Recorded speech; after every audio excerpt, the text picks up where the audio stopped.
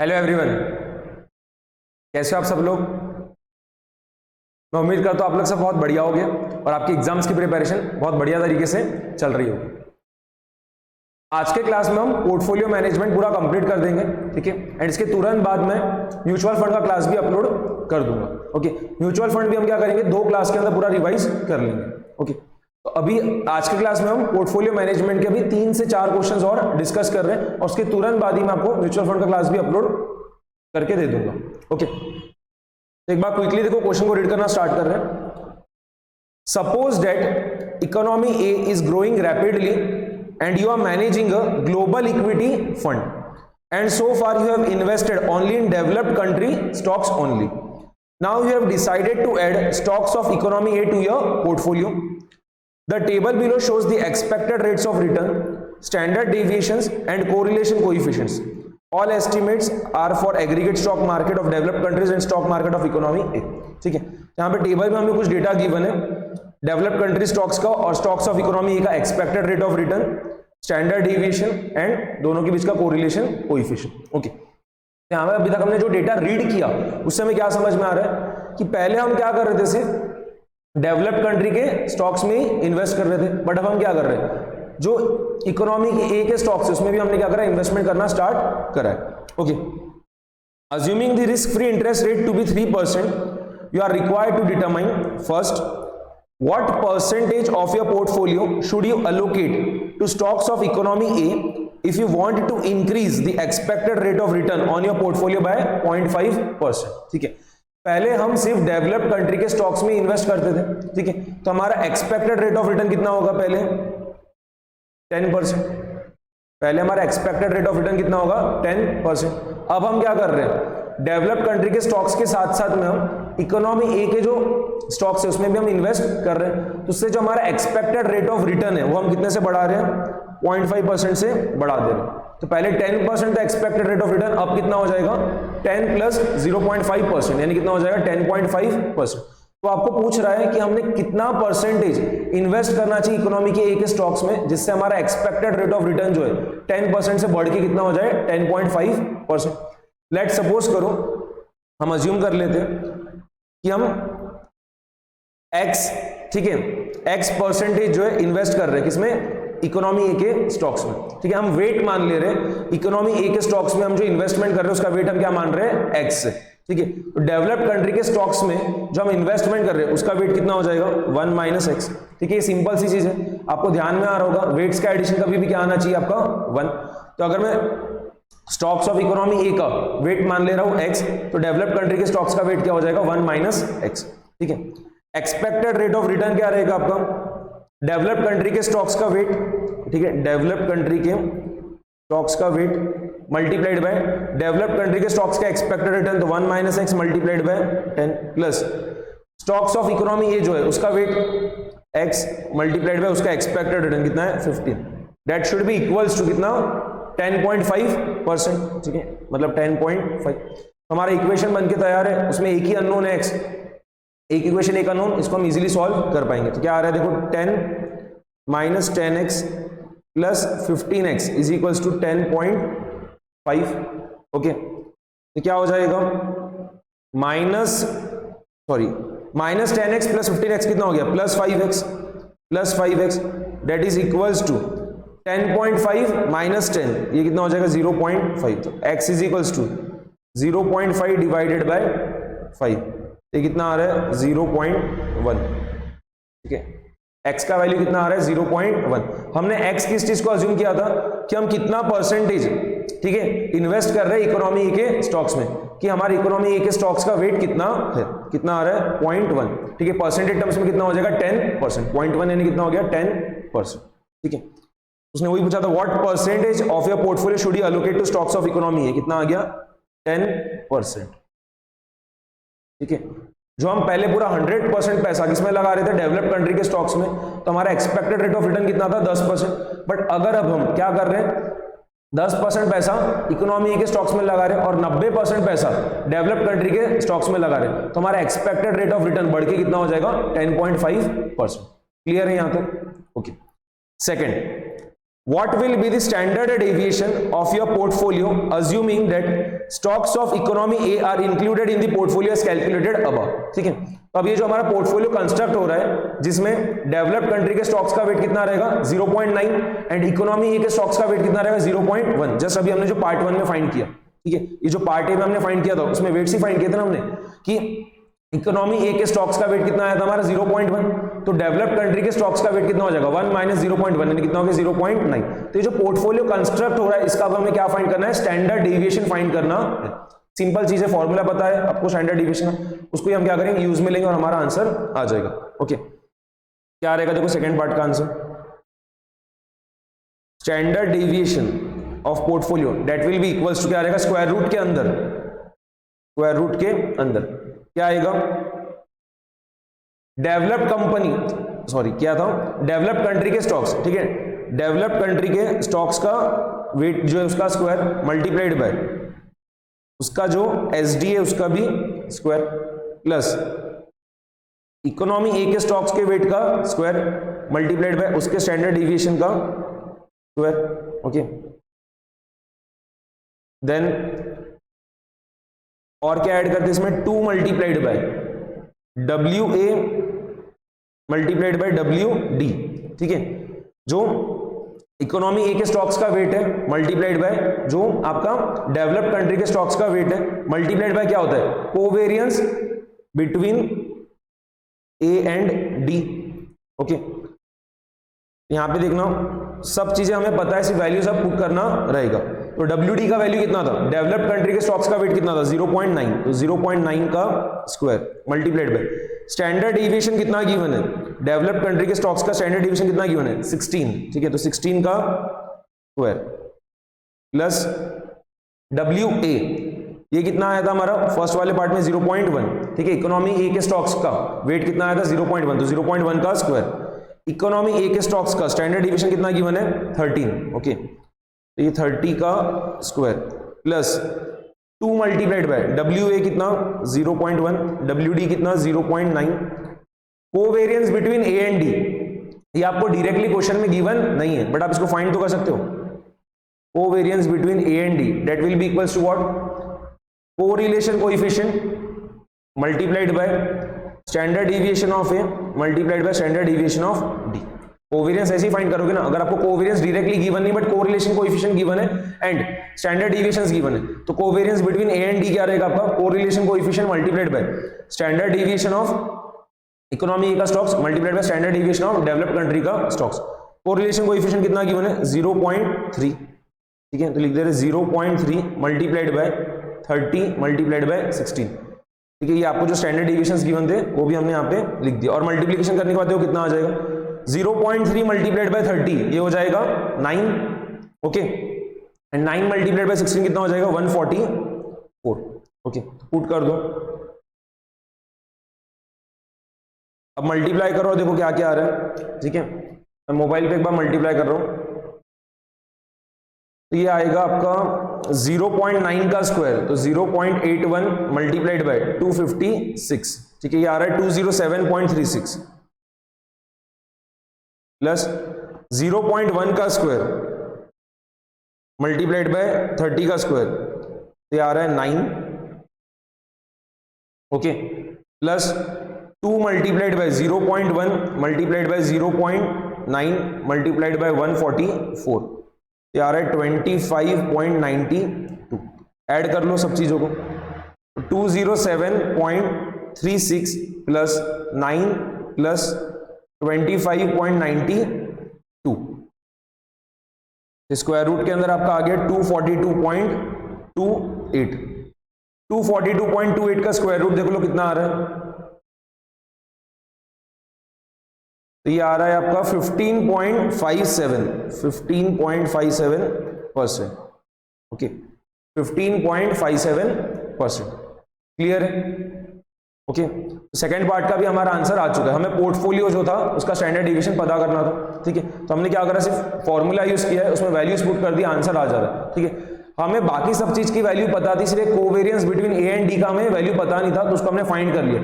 Covariance between A and D क्या रहेगा, correlation coefficient multiplied by standard deviation इसका stocks of economy A का multiplied by standard deviation of developed country stocks, उससे covariance between A and D आ जा रहा है। ठीक है, ए मतलब क्या हो रहा है इकोनॉमी ए के स्टॉक्स एंड डी मतलब क्या हो रहा है डेवलप्ड कंट्री के स्टॉक्स। ओके, ये हमारा सेकंड पार्ट का भी आंसर आ गया।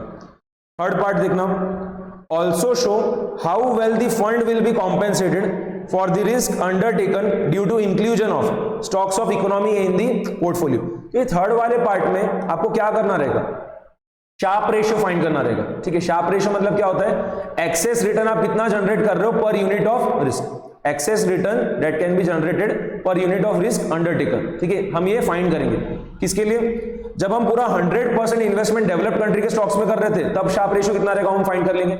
और अब जब हम क्या कर रहे हैं 10% इन्वेस्टमेंट कर रहे हैं इकोनॉमी के स्टॉक्स में एंड 90% इन्वेस्टमेंट कर रहे हैं डेवलप्ड कंट्री के स्टॉक्स में, तो उस केस में ये जो हमारा पोर्टफोलियो बन रहा है उसका शार्प रेशियो कितना रहेगा ये हम फाइंड कर लेते हैं।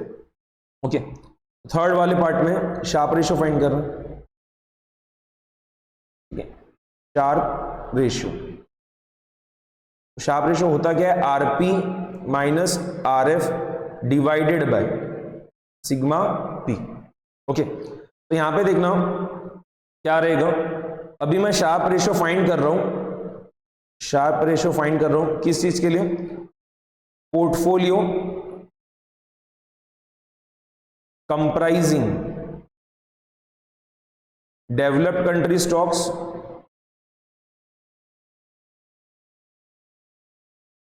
And stocks of economy A. Okay, values put करते जाना। तो अगर मैं पोर्टफोलियो जो हमने कंस्ट्रक्ट किया है ना, भी जिसमें क्या है डेवलप्ड कंट्री के स्टॉक्स भी है एंड इकोनॉमी के स्टॉक्स भी, उसका हम अगर शार्प रेशियो फाइंड कर रहे हैं तो क्या रहेगा, एक्सपेक्टेड रिटर्न कितना आया था इस पोर्टफोलियो का 10.5%। ठीक है, एक्सपेक्टेड रिटर्न कितना आया था 10.5%। Risk free rate of return कितना गिवन है क्वेश्चन में 3%, तो 10.5 माइनस 3 डिवाइडेड बाय, अभी जस्ट हमने फाइंड किया स्टैंडर्ड डिविएशन कितना आया था पोर्टफोलियो का 15.57, मैंने 2 डेसिमल प्लेसेस तक राउंड ऑफ किया था वहां पे, तो स्टैंडर्ड डिविएशन कितना आ रहा था पोर्टफोलियो का 15.57, फाइंड कर लेते हैं। ठीक है, 10.5, एक सेकंड में, कैलकुलेटर नहीं है मेरे पास अभी तो मैं मोबाइल पे कर रहा हूं। ओके, तो 10.5 माइनस 3 डिवाइडेड बाय 15.57, ये आ रहा है 0.482। ओके, 0.482 क्लियर है। और वही अगर मैं शार्प रेशियो फाइंड कर रहा हूं जब हम पूरा की पूरा इन्वेस्टमेंट किस में कर रहे थे, डेवलप्ड कंट्री के स्टॉक्स में।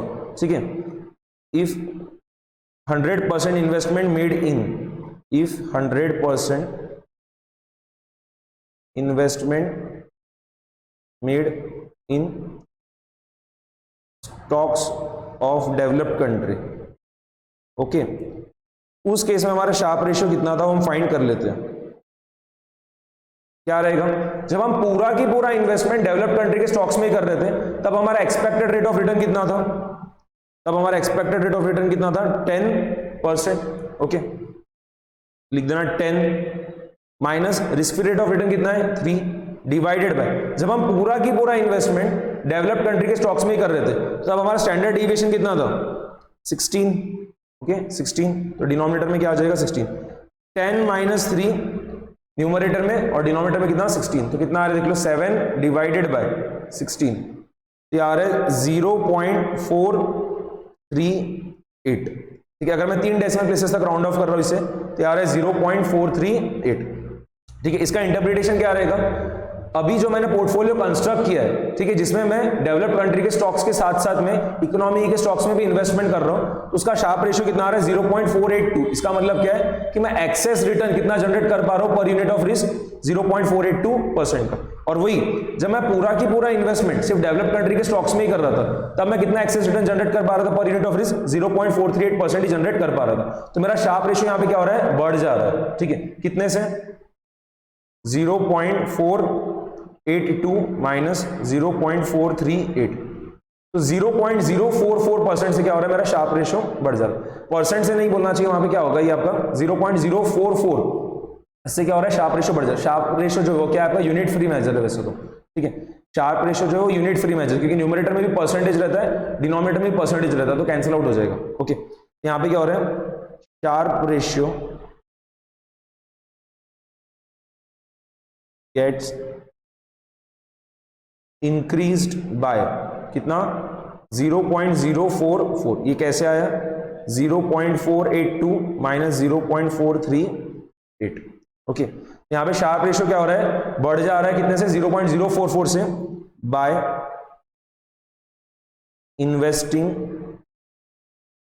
10% of funds in stocks of economy A along with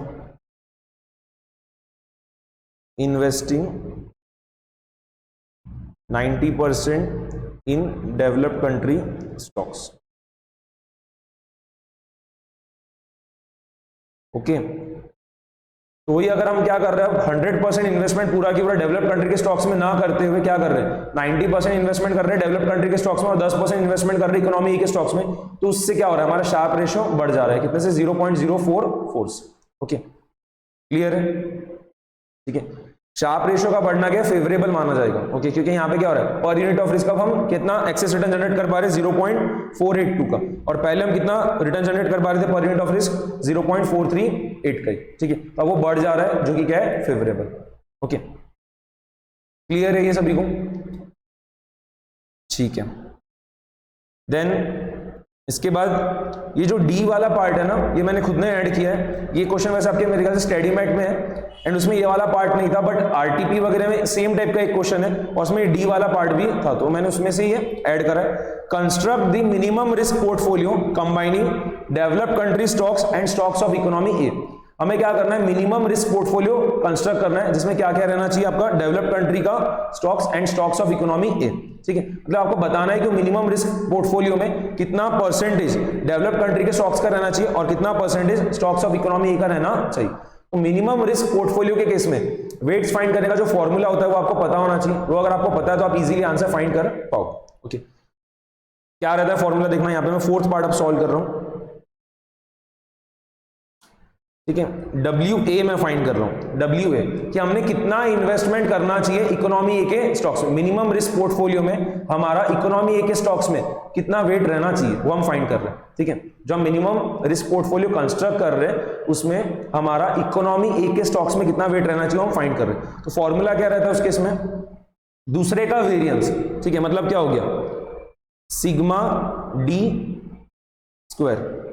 okay, दूसरे का वेरिएंस मतलब क्या है, यहां पे हम वेट किसका फाइंड कर रहे हैं, स्टॉक्स ऑफ इकोनॉमी का, तो दूसरी चीज कौन सी होगी, आपके डेवलप्ड कंट्री का स्टॉक्स। तो डेवलप्ड कंट्री के स्टॉक्स का variance minus covariance between A and D divided by, denominator में क्या होता है, दोनों का वेरिएंस, ठीक है, दोनों का वेरिएंस, यानी क्या हो गया, सिग्मा ए का स्क्वायर प्लस सिग्मा डी का square minus 2 times covariance between A and D. आपको सभी वैल्यूज पता है, बस आपको पुट करना है उन्हें, आपका आंसर आ जाएगा, ठीक है। तो डेवलप्ड कंट्री के स्टॉक्स का स्टैंडर्ड डिविएशन कितना गिवन था, डेवलप्ड कंट्री के स्टॉक का स्टैंडर्ड डिविएशन गिवन था 16, पुट कर दो, ये हो गया 16 square minus covariance between A and D हमने फाइंड किया था सेकंड वाले पार्ट में, कितना आया था 144, लिख देना, minus 144 divided by stocks of economy A जो है उसका स्टैंडर्ड डिविएशन कितना गिवन है 30, ठीक है। तो उसका वेरिएंस कितना हो जाएगा, 30 का स्क्वायर प्लस 16 का स्क्वायर माइनस 2 मल्टीप्लाइड बाय 144, तो 16 का स्क्वायर हो जाएगा 256, ठीक है। 256 minus 144 divided bye 900 plus 256 minus 2 multiplied by 144 कितना हो जाएगा 288, देख लो कितना आ जा रहा है, ठीक है। कैलकुलेटर पे कर लो फटाफट, 256 माइनस 144 ये आ जाएगा 112, ठीक है, न्यूमरेटर में, एंड डिनोमिनेटर में आ रहा है 900 प्लस 256 माइनस 288 ये आ रहा है 868, ठीक है। डिवाइड कर लो, 112 डिवाइडेड बाय 868 ये आ रहा है 0.13। अगर मैं 2 डेसिमल प्लेसेस तक राउंड ऑफ कर रहा हूं तो ये कितना आ रहा है 0.13, मतलब 13% इन्वेस्टमेंट हमें किसमें करना रहेगा, इकोनॉमी ए के स्टॉक्स में, एंड रिमेनिंग 87% इन्वेस्टमेंट हमें किसमें करना रहेगा, डेवलप्ड कंट्री के स्टॉक्स में। तो उस केस में जो हमारा पोर्टफोलियो कंस्ट्रक्ट हो रहा है उसका जो स्टैंडर्ड डिविएशन आएगा वो क्या आएगा, मिनिमम आएगा, क्लियर है? तो WA जो है 0.13 आ रहा है, तो WD कितना हो जाएगा 1 माइनस 0.13 यानी कितना 0.87। तो मिनिमम रिस्क पोर्टफोलियो में हमारा कॉम्बिनेशन कैसा रहना चाहिए? मिनिमम रिस्क पोर्टफोलियो जो हम कंस्ट्रक्ट कर रहे हैं उसमें कॉम्बिनेशन कैसा रहना चाहिए कि ये जो हमारा डेवलप्ड कंट्री के स्टॉक्स में जो हम इन्वेस्टमेंट कर रहे हैं उसका वेट कितना रहना चाहिए 0.87 एंड इकोनॉमी के स्टॉक्स में हम जो इन्वेस्टमेंट कर रहे हैं उसका वेट कितना रहना चाहिए 0.13। तो उसके इसमें जो हमारा पोर्टफोलियो हम कंस्ट्रक्ट करेंगे उसका रिस्क जो है स्टैंडर्ड डेविएशन जो क्या आएगा मिनिमम आएगा। ठीक है, तो फॉर्मूला पता होना चाहिए, आप इजीली इसको सॉल्व कर पाओ। ठीक है, एंड इसमें बिल्कुल अटकना नहीं है कि कोवेरियंस तो पता नहीं है तो आगे का सॉल्व ही नहीं कर पा रहा। कोवेरियंस कैसे फाइंड करते हैं? कोवेरियंस का फॉर्मूला क्या होता है कोवेरियंस फाइंड करने का? R multiplied by standard deviation, ठीक है, मल्टीप्लाइड बाय दूसरे इसका स्टैंडर्ड डेविएशन। या फिर आपको कोरिलेशन कोएफिशिएंट का फॉर्मूला पता है तो कोरिलेशन कोएफिशिएंट का फॉर्मूला क्या रहता है? कोवेरियंस, ठीक है, अगर दो स्टॉक से लेट सपोज करो A और B और इसके बीच का हमें कोरिलेशन फाइंड करना है तो correlation coefficient between A and B that will be equals to covariance between A and B divided by standard deviation of A multiplied by standard deviation of B। तो therefore covariance between A and B क्या हो जाएगा? R multiplied by sigma A multiplied by sigma B। वही चीज यहाँ पे हमने use किया। यहाँ पे क्या था, एक इकोनॉमी के स्टॉक्स थे और एक डेवलप्ड कंट्री के स्टॉक्स थे, तो हमें उनके बीच का कोवेरियंस चाहिए था। तो क्या रहेगा कोरिलेशन कोएफिशिएंट जो आपको गिवन था क्वेश्चन में उन दोनों के बीच में मल्टीप्लाइड बाय स्टैंडर्ड डेविएशन किस चीज का? डेवलप्ड कंट्री के स्टॉक्स का मल्टीप्लाइड बाय स्टैंडर्ड डेविएशन किस चीज का? इकोनॉमी के स्टॉक्स। ओके, और ये सब फॉर्मूलेस तो क्या है सीए फाउंडेशन में हमने पढ़ा था। ठीक है, अब सीए फाउंडेशन को पढ़े तो बहुत टाइम हो गया, बट सीए फाउंडेशन में था ना आपको स्टैटिस्टिक्स के अंदर ये वाला चैप्टर कोरिलेशन एंड रिग्रेशन, तो कोरिलेशन का फॉर्मूला हमने उसमें देखा था। R इज इक्वल्स टू क्या रहता है? Covariance between A and B divided by standard deviation of A multiplied by standard deviation of B। वही चीज यहाँ पे हम यूज में ले रहे हैं। ओके, ठीक है, तो ये एग्जाम में क्वेश्चन आ सकता है 8 मार्क्स के लिए, 10 मार्क्स के लिए, अच्छा क्वेश्चन है। ओके, बस वही है कि फॉर्मूलेस वगैरह आपको पता होना चाहिए एंड उसको बराबर से आपको अप्लाई करते भी आ जाना चाहिए। ओके, ठीक है, अब हम देखो नेक्स्ट क्वेश्चन कर रहे हैं। ठीक है, ये नेक्स्ट क्वेश्चन देखना, ये भी एग्जाम में टेस्ट हो चुका है, आरटीपीज वगैरह में बहुत बार आता है और स्टडी मैट में भी है, जहां तक ये वाला क्वेश्चन आपका स्टडी मैट में भी है। ओके, तो एक बार देखो क्विकली रीड करना स्टार्ट कर रहे हैं क्वेश्चन को। Nirmal Kumar has categorized all the available stock in the market into the following types. ठीक है, तो मार्केट में जितने भी अवेलेबल स्टॉक्स थे उसको क्या करा निर्मल कुमार ने 4 इसमें कैटेगराइज कर दिया। स्मॉल कैप ग्रोथ स्टॉक्स में, स्मॉल कैप वैल्यू स्टॉक्स में, लार्ज कैप ग्रोथ स्टॉक्स में and large cap value stocks में। Okay, Nirmal Kumar also estimated the weights of the above categories of stocks in the market index. Okay, उसने weights भी क्या है पता कर लिए, जितने भी स्टॉक्स अवेलेबल थे उसको उसने 4 इसमें कैटेगराइज कर लिया और उनका बाद में वेट भी कितना है वो भी उसने क्या करा पता कर लिया। Further, the sensitivity of returns on these categories of stocks to the 3 important factors are estimated to be। तो ये आपको टेबल में देखो पूरा डेटा गिवन है। स्मॉल कैप ग्रोथ का वेट कितना है 25%, स्मॉल कैप वैल्यू का 10%, लार्ज कैप ग्रोथ का 50% एंड लार्ज कैप वैल्यू का 15%। आप यहाँ पे जब वेट्स का एडिशन करोगे तो 100% आएगा, मतलब कितना 1 आने वाला। ओके, और यहाँ पे आपके 3 फैक्टर्स है। ठीक है, इसके पहले हमने 2 फैक्टर मॉडल के ऊपर भी बेसिक क्वेश्चन सॉल्व किया था। सीएपीएम आपको वैसे भी क्या है सिंगल फैक्टर मॉडल है, ये वाला क्वेश्चन आपका क्या हो गया 3 factor model. Okay, 2 factor model के ऊपर हमने पिछले क्लास में एक क्वेश्चन सॉल्व किया था। सीएपीएम जो है वो क्या आपका सिंगल फैक्टर मॉडल जिसमें सिर्फ फैक्टर कौन सा होता है आपका बीटा, और ये वाला जो क्वेश्चन इसमें क्या है 3 फैक्टर्स है। कौन कौन से वो 3 factors? Beta, book price, inflation. Okay, आपको यहाँ पे सेंसिटिविटी गिवन है। ठीक है, कि स्मॉल कैप ग्रोथ का सेंसिटिविटी कितना है फैक्टर 1 के साथ में, फैक्टर 2 के साथ में और फैक्टर 3 के साथ में। Then small cap value, large cap growth and large cap value का भी क्या क्या सेंसिटिविटी रहेगा फैक्टर 1, फैक्टर 2, फैक्टर 3 के साथ में। ये पूरा आपको क्या है टेबल में डेटा गिवन है। साथ में देखो आपको और क्या चीज गिवन है, रिस्क प्रीमियम गिवन है। फैक्टर 1 का रिस्क प्रीमियम, फैक्टर 2 का रिस्क प्रीमियम एंड फैक्टर 3 का रिस्क प्रीमियम, ये भी क्या आपको क्वेश्चन में गिवन है। ठीक है, ओके, अब देखो क्या फाइंड करना है हमें। The rate of return on treasury bonds is 4.5%। इसका मतलब क्या दे दिया उसने आपको, risk free rate of return दे दिया। ट्रेजरी बॉन्ड्स का रेट ऑफ रिटर्न दिया, इसका मतलब क्या उसने आपको क्या दिया है, risk free rate of return दिया। कितना है 4.5%। Required first using arbitrage pricing theory determine the expected return on the market index. ठीक है, तो मार्केट इंडेक्स का आपको एक्सपेक्टेड रिटर्न फाइंड करना है यूजिंग आर्बिट्रेज प्राइसिंग थियरी। मतलब आपको तीनों फैक्टर्स को क्या करना रहेगा, इनकॉर्पोरेट करना रहेगा रिटर्न फाइंड करते वक्त। ओके, तो हम क्या करते हैं, फटाफट स्मॉल कैप ग्रोथ का एक्सपेक्टेड रिटर्न फाइंड कर लेते हैं, स्मॉल कैप वैल्यू का भी फाइंड करते हैं, लार्ज कैप ग्रोथ का भी फाइंड कर लेते हैं और लार्ज कैप वैल्यू का भी फाइंड कर लेते हैं, और बाद में आपको जो वेट्स गिवन है उसको हम यूज में ले लेते हैं और वेटेड एवरेज फाइंड कर लेंगे उसका, तो क्या होगा, एक्सपेक्टेड रिटर्न आ जाएगा मार्केट इंडेक्स का। ठीक है, यहां पे देखना, मैं जनरल जो फॉर्मूला यहां पे बनेगा वो लिख दे रहा हूं। एक्सपेक्टेड रिटर्न फाइंड करने के लिए हम जो फॉर्मूला यूज में लेंगे वो कौन सा रहेगा, RF plus risk premium of factor 1 multiplied by उसका जो भी सेंसिटिविटी रहेगा वो। ओके, तो sensitivity with respect two factor 1 plus risk premium of factor 2 उसका जो सेंसिटिविटी रहेगा वो, plus risk premium of factor 3 multiplied by उसका जो सेंसिटिविटी रहेगा वो चीज। ओके, इससे क्या होगा, हम एक्सपेक्टेड रिटर्न जनरेट कर पाएंगे। ठीक है, तो यहां पे देखना, ये जो 4 कैटेगरीज है, इन चारों कैटेगरीज का हमें क्या करना रहेगा, एक्सपेक्टेड रिटर्न फाइंड करना रहेगा। तो सबसे पहले हम स्मॉल कैप ग्रोथ का फाइंड कर रहे हैं। ठीक है, स्मॉल कैप ग्रोथ का क्या रहेगा, RF की जगह पुट कर देंगे, रेट ऑफ रिटर्न जो आपको ट्रेजरी बॉन्ड्स का गिवन था कितना, 4.5%, 4.5 प्लस रिस्क प्रीमियम जो है फैक्टर 1 का कितना गिवन है, फैक्टर 1 का रिस्क प्रीमियम कितना गिवन है, 6.85। ओके, 6.85